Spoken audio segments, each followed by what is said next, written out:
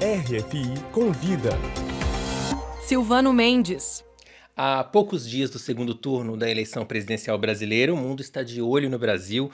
A imprensa internacional repercute, os brasileiros que vivem no exterior também acompanham as discussões, apesar da distância. E esse Brasil visto de fora é um dos temas do documentário Encantado, de Philippe Galvon, que participa do RFI Convida de hoje. Bom dia, Felipe. Bom dia. Antes de mais nada, de onde veio a ideia desse documentário? Esse documentário, na verdade, ele nasce de uma ideia bem pessoal, né? Ele começa em 2012, eu identificando dentro do bairro onde eu nasci, que se chama Encantado, que sempre teve um nome um pouco misterioso, mesmo para quem é do Rio de Janeiro e tudo.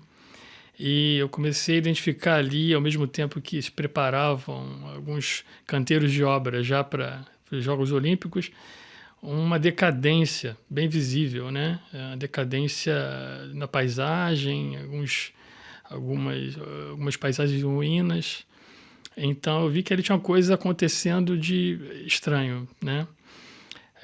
E aí 2013 acontece, eu ainda estou no Brasil, eu vim para cá estudar, fazer um ano sabático, na verdade, estudar cinema e tudo mais, e eu vi ali, consegui acompanhar algumas das manifestações de São Paulo. Filmei e ali eu entendi o que eu tinha começado a filmar lá no Encantado, e aí daí para frente foi daí 2014, 2015, 2016, 17 e finalmente 18. Porque se a gente tivesse que traçar uma linha do tempo nesse documentário, ele começa com a escolha do Rio de Janeiro para sediar os Jogos Olímpicos e termina em 2018, com a prisão do ex-presidente Luiz Inácio Lula da Silva, com o assassinato da vereadora Marielle Franco. Mas ele começa realmente nesse momento da escolha do Rio de Janeiro. Foi um divisor de águas, na sua opinião? Absolutamente. Acho que ali é o clímax, se a gente pode dizer, de um certo encantamento que o Brasil provocava para o mundo, né? Que é um país que finalmente se afirmava uma grande democracia, a maior democracia do Hemisfério Sul, com grandes perspectivas de crescimento, com inclusão social, era um modelo assim, a ser copiado na Europa, inclusive, né? Aqui sempre foi, não só para a esquerda, mesmo à direita. Não dá para esquecer que Sarkozy se declara amigo do Lula, que não depõe muito a favor do Lula, mas ele tentava surfar até nessa popularidade. Exatamente.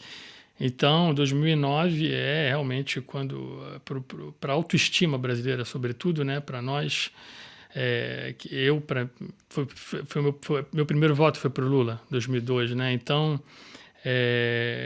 foi aquela esperança de que de 2002 a 2009 você via o Brasil se florescendo, digamos, né?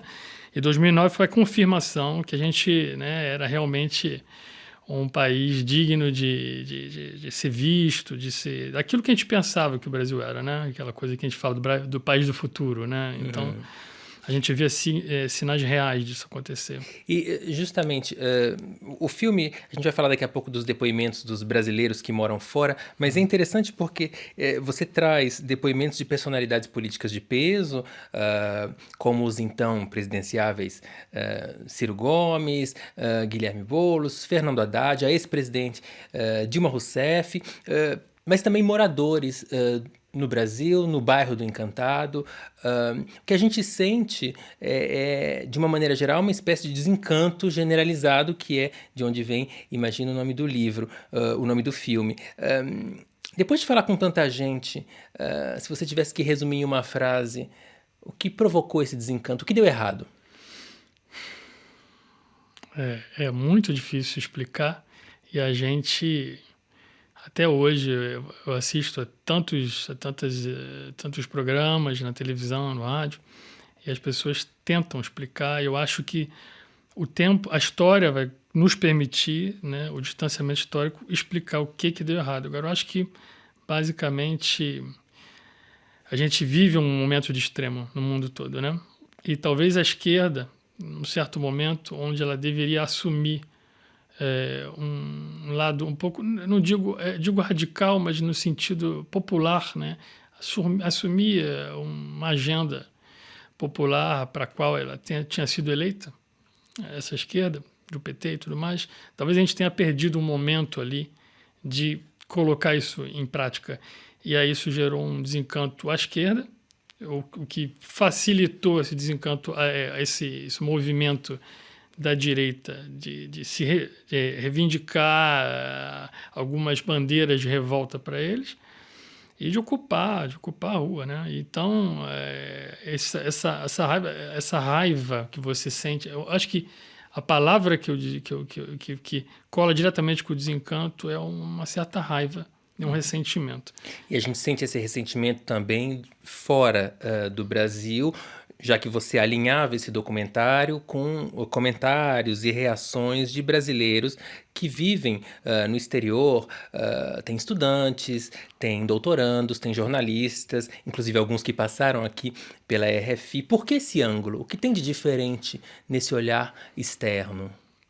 Eu falava uma vez que isso não muda o olhar, quer dizer, ele muda a perspectiva, mas não muda o conteúdo, né? Na verdade, assim, a visão é a mesma. É catastrófico o que está acontecendo, mas a perspectiva de estar distante, isso permite a gente enxergar de uma maneira um pouquinho mais panorâmica e sem estar contaminado pelo dia a dia, por essa não só pelo que se constrói em termos de narrativa nas mídias, grandes mídias brasileiras, mas também pelo dia a dia da crise, né? E da raiva que as pessoas têm, do medo, da violência e tudo mais, que cresceu muito nos últimos 3 anos.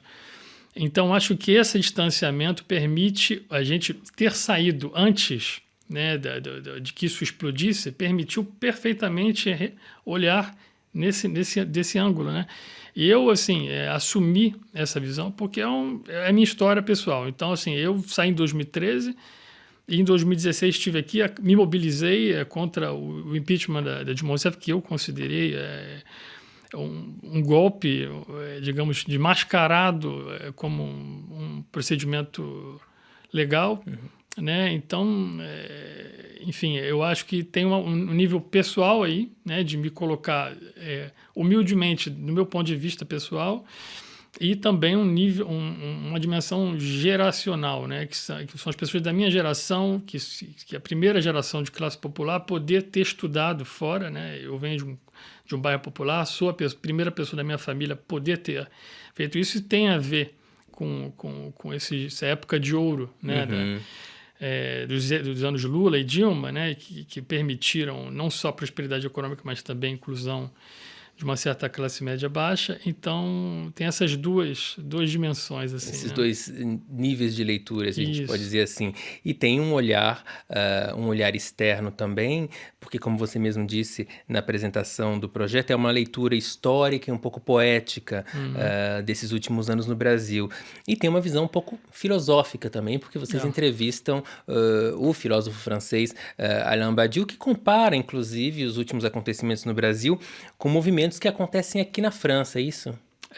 Ele faz o que a gente teve a chance incrível de poder entrevistar esse que, para mim, é um grande pensador, talvez um dos maiores, né, que a França nos deu, e que pensa a política, né, hoje, né? Não são muitos que se lançam lá de uma maneira bem distanciada.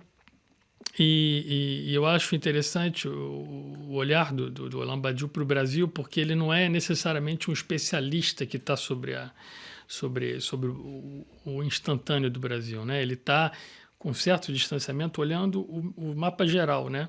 E o que ele diz é basicamente isso, assim, o desencanto que houve com Hollande, por exemplo, né? Com François Hollande, ex-presidente francês. Exatamente, ele se assemelha um pouco a esse desencanto que acontece no Brasil desde 2013. Mas é um desencanto com a esquerda, então. Com a esquerda, né? E que reforça, né, esse desencanto que já existia, né, à direita, as pessoas mais identificadas com a direita, e dentro de uma sociedade tão conservadora e com passado escravocrata como é a nossa, brasileira, isso aflora uns monstros, né, assim, que ficaram muito nítidos desde 2014, né?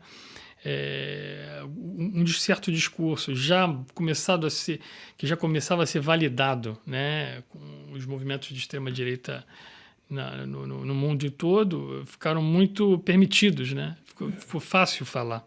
E como aí não havia força do outro lado para combater esse discurso, a coisa tomou proporções metastásicas, né? Se a gente pode dizer assim. E a gente vê durante todo esse filme diferentes pontos de vista justamente sobre esses últimos anos no Brasil. No filme Encantado, a gente lembra que é uma coprodução com o canal público francês Public Sénat.